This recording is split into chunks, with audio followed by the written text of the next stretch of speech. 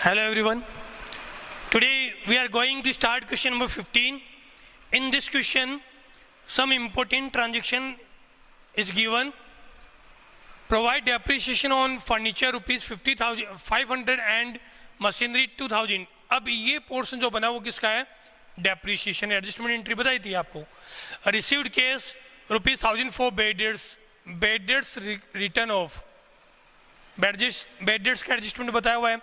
Ajay Singh was declare बैंकक्रफ्ट का मतलब bad debts का बताया हुआ है. 20,000 फॉर वेजेस एंड आउटस्टैंडिंग का बताया हुआ आप लोगों को. और प्रोप्राइटर पर्सनल यूज का मतलब क्या होता है? ड्राइंग्स का बताया हुआ है. Interest on capital, interest on drawings का बताया हुआ है. तो मतलब ये क्वेश्चन आप लोगों को जो एडजस्टमेंट बताए थे उसके बाद में इंपॉर्टेंट क्वेश्चन जो बनते हैं उस क्वेश्चन के अकॉर्डिंग ये इंपॉर्टेंट क्वेश्चन आप लोगों का बनेगा. जिसमें सबसे पहले आप लोग जब एंट्री करते हो तो कैसे एंट्री करोगे, कंसेप्ट यदि आप लोगों को ये वीडियो डायरेक्ट देख रहे हो और जहाँ पे आप लोगों को एक्सप्लेन किया था वो नहीं देखा आप लोगों को तो कुछ भी समझ में नहीं आएगा. मतलब क्या है कि आप लोगों को पहले वो वीडियो देखनी चाहिए जहाँ पे मैंने आपको डेप्रिसिएशन का कंसेप्ट बताया है, जहाँ पे बेड डेट्स का कंसेप्ट बताया है. वो एंट्री देखोगे तो ये बेटर समझ में आएगा. और यदि वो नहीं देखा आप लोगों ने वीडियो तो आप लोग इस वीडियो को तो ज़रूर देखें, उसके बाद उस वीडियो को देखें, फिर वापस इस वीडियो के अंदर आप देखो डिफरेंस पता लगेगा कि कैसे एंट्री करते हैं और कैसे अपन इस वीडियो को समझ सकते हैं. इसलिए फॉर्मेट है date particular ledger folio debit and credit, ये फॉर्मेट तैयार हुआ. सबसे पहले दिया provide depreciation on furniture 500 and machinery 2000. मैंने बताया था कि डेप्रिसिएशन का मतलब क्या होता है? Use of the assets. जो total value of assets is given in the book of accounting. When we use the assets, then the total value will automatically decrease according to the usage of the assets. It will be divided according to the life of the assets. Like a machinery have 10 years life, the total value of machine is 10,000, means each year we will use 1000 rupees of the machine. Same condition आपको यहाँ दिया हुआ furniture का जो use किया है means depreciation on furniture is 500 and machinery is 2000, means both value of machine and furniture will be decrease. यदि assets को कम करना है मतलब नेगेटिव पोर्शन में लेकर जाओ, एसेट्स हमेशा डेबिट होती है, नेगेटिव में ले जाने के लिए क्या करोगे? क्रेडिट करोगे, ऑटोमेटिक इनका बैलेंस कम हो जाएगा. तो फिर डेबिट इसको करें, डेबिट करोगे आप लोग डेप्रिसिएशन को, क्योंकि डेप्रिसिएशन आप लोगों के लिए क्या है? लॉस है. और लॉस को अपन लोग क्या करते हैं? डेबिट करते हैं.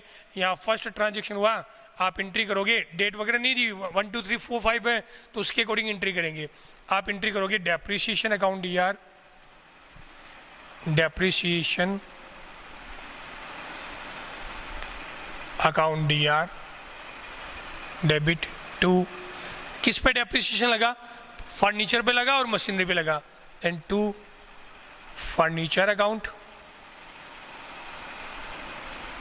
and to machinery account. ये यहाँ लिख दो depreciation charged on furniture and machinery.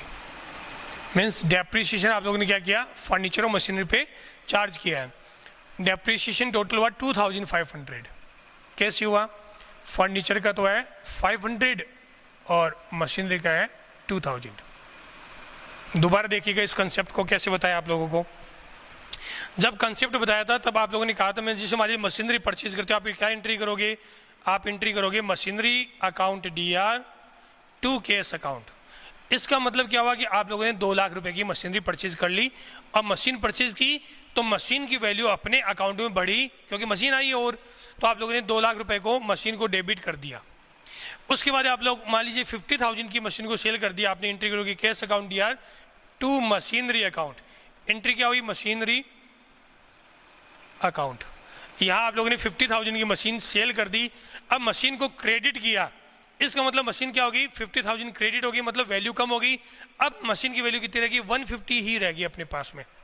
1 lakh रुपए मान लेता हूँ पहले की मशीन है, 2 लाख रुपए की ये खरीदी, टोटल मशीन कितनी हुई? 3 lakh.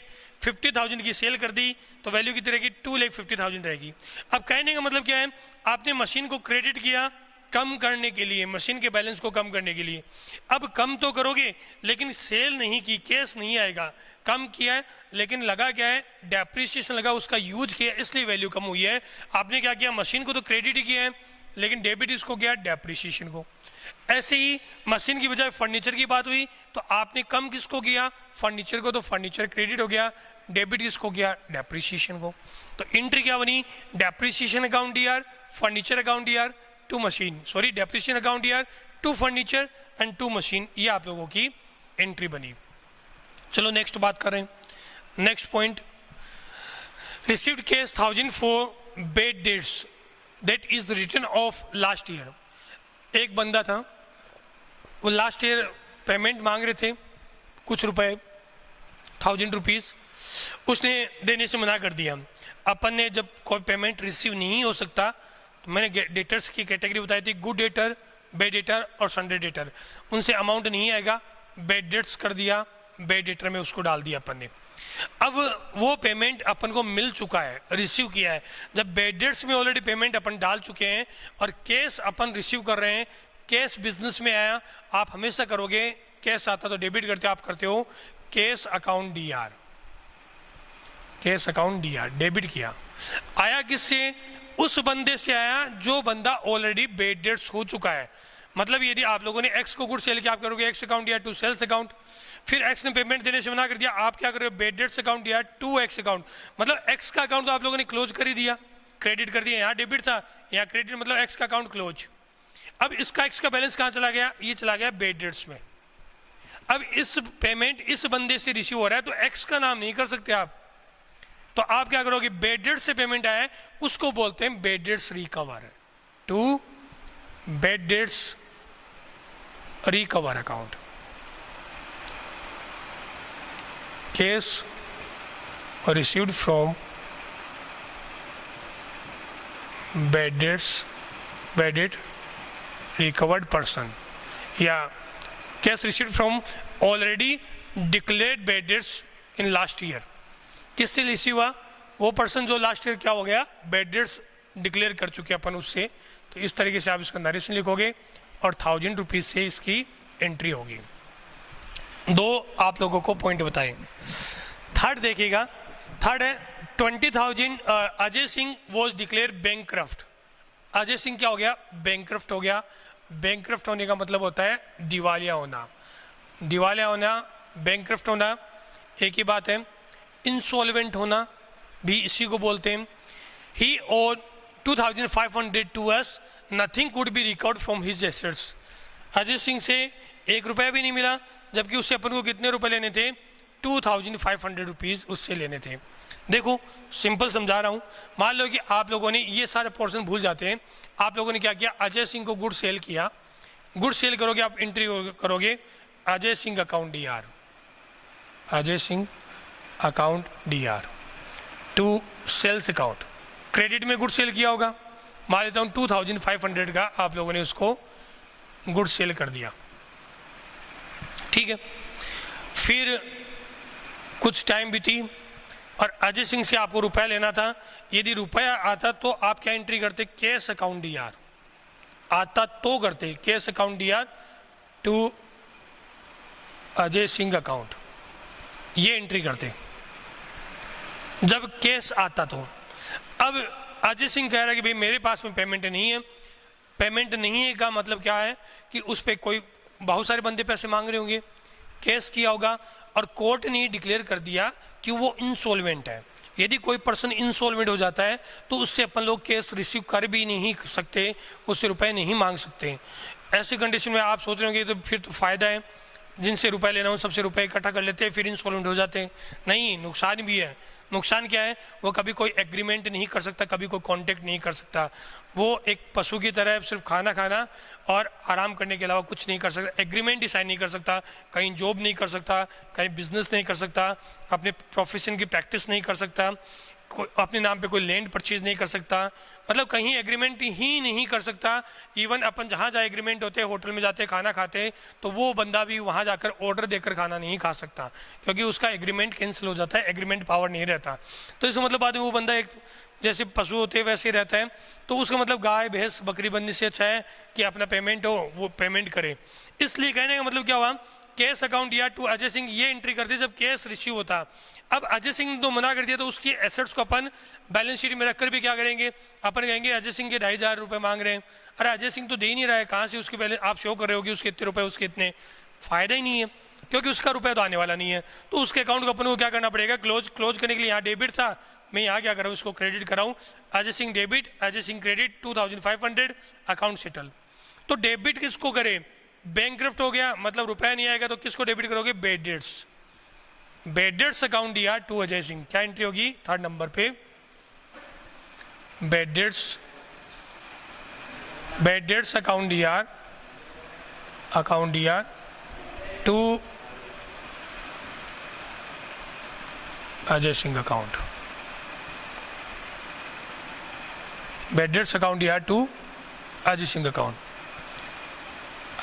Ajay Singh declared bad debts या insolvent. Ajay Singh become insolvent, so his account has been adjusted by bad debts account. The total value of Ajay Singh was 2,500 rupees. The value of Ajay Singh is 2,500. Okay, 3rd point complete. Next 4, rupees 20,000 for wages and rupees 4,000 for salary are outstanding. Means both are outstanding salary and outstanding wages. Concept जब मैंने explain किया था outstanding salary और wages का, तब मैंने बताया था आउटस्टैंडिंग एक्सपेंसेस। आउटस्टैंडिंग एक्सपेंसेस का मीनिंग क्या बताया था कि expenses that have been due but not paid. याद होगा आप लोगों को, पूरा वीडियो बताया था आउटस्टैंडिंग एक्सपेंसेस, प्रीपेड, एक्रूड और अनर्ड, इन सब का एडजस्टमेंट की एंट्री बताई थी। तो ये ड्यू हो गया लेकिन पेमेंट नहीं किया, इस एडजस्टमेंट की अपन यहाँ पर डिस्कशन कर रहे हैं। तो outstanding expenses due but not paid, ये अपनी क्या होती है, लायबिलिटी होती है। इन फ्यूचर अपन लोगों को क्या करना पड़ता है, पेमेंट करना पड़ता है। तो इसकी एंट्री बताई थी कि जो एक्सपेंसेस पर्टिकुलर आउटस्टैंडिंग एक्सपेंसेस वो क्या है, लायबिलिटी, और लायबिलिटी हमेशा क्या होती है, क्रेडिट। तो इसको आप क्या करोगे, क्रेडिट। एंट्री क्या बनेगी, एक्सपेंसेस अकाउंट दिया to outstanding expenses, expenses account दिया टू आउटस्टैंडिंग एक्सपेंसेस। यहाँ एक्सपेंसेस का मतलब क्या है, यहाँ एक्सपेंसेस का मतलब आप लोगों का वो है वेजेज एंड सैलरी। आप एंट्री करोगे तो क्या एंट्री करोगे, 4th के अंदर चाहो तो 2 एंट्री करो। Number 1 wages account DR to outstanding wages.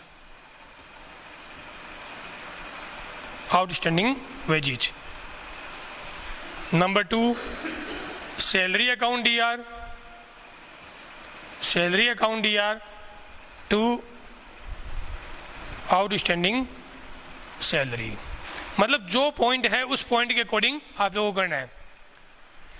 यहाँ नरेश लिख दीजिएगा आउटस्टैंडिंग वेजेज, यहाँ लिख दो आउटस्टैंडिंग सैलरीज। वेजेज भी आउटस्टैंडिंग और सैलरी भी आउटस्टैंडिंग। कितनी है, वेजेज की वैल्यू 4,000 सॉरी 20,000 और सैलरी है 4,000, तो यहाँ कर दो 20,000 वेजेज में और सैलरी में कर देते हैं 4,000, दोनों का पॉइंट कर देते हैं।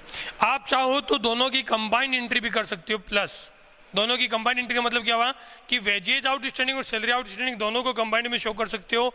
तब क्या एंट्री करोगे, wages account DR outstanding wages account DR outstanding salary account DR, sorry wages account DR 20,000, salary account DR 4,000 to outstanding wages to outstanding salary, दोनों को कंबाइंड में साथ में भी शो कर सकते हो। तो साथ में यदि शो करोगे तो क्या एंट्री करोगे, मैं फिर रिपीट कर देता हूँ, लिख देता हूँ। इन दोनों को डेबिट करना वेजेज और सैलरी, तो आप लिखोगे wages account DR salary account DR to outstanding wages to outstanding salary. इस तरीके से भी एंट्री कर सकते हो। तो इस तरीके से यदि ये दोनों में से या तो ये दोनों कर दो या अलग से ये कर दो, तो यहाँ पे 20,000 4,000 20,000 एंड 4,000 इस तरीके से भी एंट्री की जा सकती है, कंबाइंड एंट्री बताइए जो। तो 1, 2, 3 एंड 4 तक की बात अपन लोग कंप्लीट कर चुके हैं। फिर अपन नेक्स्ट बात करते हैं नंबर 5 में क्या क्या अपन लोगों की एंट्री होगी, 5 का पॉइंट क्या बनेगा, वो एंट्री देखिएगा कैसे करोगे। नंबर 5 पे दिया हुआ है provide 9% interest on capital and amounted to ₹20,000। 20,000 किसका दिया हुआ है आपको, 20,000 की वैल्यू दी हुई है, वो दी हुई है उसके अंदर इंटरेस्ट ऑन 2 लाख रुपीज़ दी हुई है, 2 लाख आपको वैल्यू दी हुई है कैपिटल की, कि कैपिटल की वैल्यू कितनी आप लोगों की 2 लाख रुपए दी हुई है। अब इन 2 लाख रुपए की वैल्यू का आप लोग कैसे शो करोगे और किस तरीके से एंट्री करोगे। देखो इंटरेस्ट ऑन कैपिटल मैंने बताया था, मैंने कहा था कि ये बिजनेस है, वही फॉर्मेट बना रहा हूँ, और ये बिजनेसमैन। अब बिजनेसमैन क्या कर रहा है, बिजनेस में रुपया इन्वेस्टमेंट कर रहा है, उसको अपन क्या बोलते हैं कैपिटल। अब बिजनेसमैन कह रहा है कि ये रुपया यहाँ नहीं जाके बैंक में जाता या कोई फाइनेंशियल इंस्टीट्यूशन में देते तो मुझे इंटरेस्ट मिलता, तो मैं बिजनेस से भी इंटरेस्ट लूंगा। बिजनेसमैन क्या कह रहा है कि मैं बिजनेस से भी इंटरेस्ट लूंगा। अब बिजनेस से भी इंटरेस्ट लेने का मतलब क्या हुआ कि 9% इंटरेस्ट लगेगा, वो किस पे लगेगा, ये 2 लाख रुपए जो कैपिटल लगाई है उस पर। ऐसे में सबसे पहले आपको 9% कैलकुलेट करना पड़ेगा। तो 2 लाख का 9% यदि आप कैलकुलेट करते हो तो वैल्यू होती है 18,000। ये 18,000 इसकी वैल्यू बनी, 18,000 रुपीज़। अब ये कह रहा है कि बिजनेस कह रहा है, बिजनेसमैन ये कह रहा है कि मुझे कैश में नहीं चाहिए, आप जो मेरी कैपिटल है उसमें ऐड करते हुए चलना। जब बिजनेसमैन ने कैपिटल लगाई थी तब क्या एंट्री की थी, cash account DR to capital, capital increase हुई। अब इंटरेस्ट लगा रहे तो इंटरेस्ट अपने लिए क्या है, लॉस, तो क्या एंट्री करोगे, interest on capital account DR to capital account. बताई हुई है एंट्री आप लोगों को। तो आप लोगों को जो एंट्री करनी है वो क्या एंट्री करोगे देखिएगा आप। नंबर 6 पे यहाँ कर रहा हूँ मैं आगे की एंट्री, 4 हो चुका है। अच्छा ये फर्नीचर वाला रह गया, सॉरी। तो पहले फर्नीचर वाला, purchase furniture for 6,000 for the proprietor and paid by cheque. Furniture purchase किया और फर्नीचर परचेज किया प्रोप्राइटर के लिए। प्रोप्राइटर का मतलब बिजनेसमैन पर्सनल यूज के लिए फर्नीचर परचेज कर रहा है।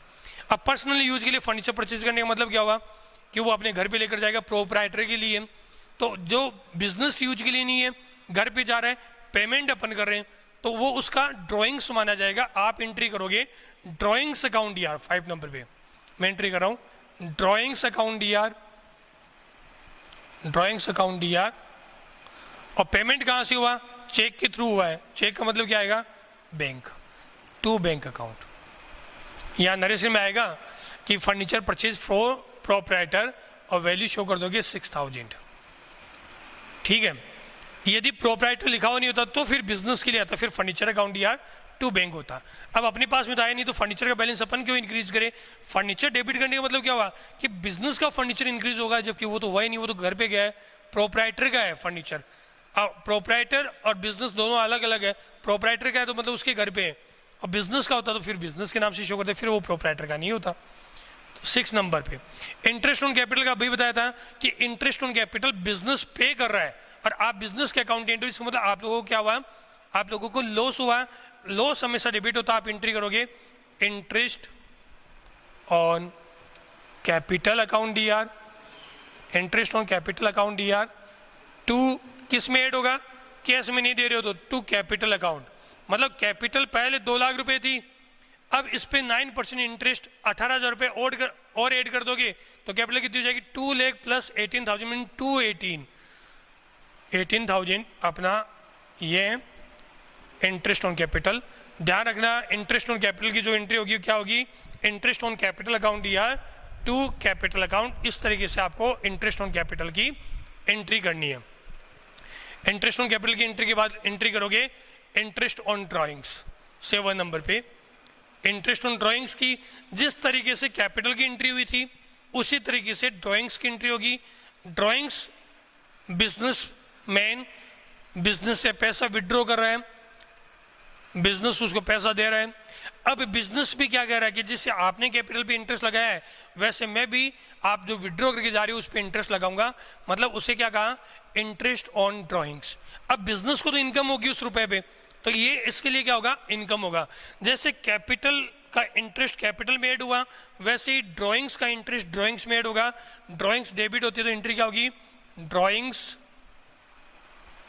Account DR to interest on drawings, drawings account दिया टू इंटरेस्ट ऑन ड्राइंग्स, ये लास्ट एंट्री होगी। यदि किसी एक स्टूडेंट को फिर भी इस वीडियो के अंदर दिक्कत आई है तो ध्यान रखिएगा बेटा, आप लोगों को करना क्या होगा, आप लोगों को वो पहले जो एडजस्टमेंट एंट्री बताई थी 3 वीडियो उनको देखिएगा, वो समझ में आएगा तो फिर ये एंट्री समझ में आएगी। आज बस अपन इतना ही पढ़ेंगे, बाकी का नेक्स्ट वीडियो में पढ़ेंगे। तो इन एंट्री को आप लोगों को कैसे करना वो मैंने बता दिया। बस आज के लिए इतना ही। Thank you, have a nice day बेटा।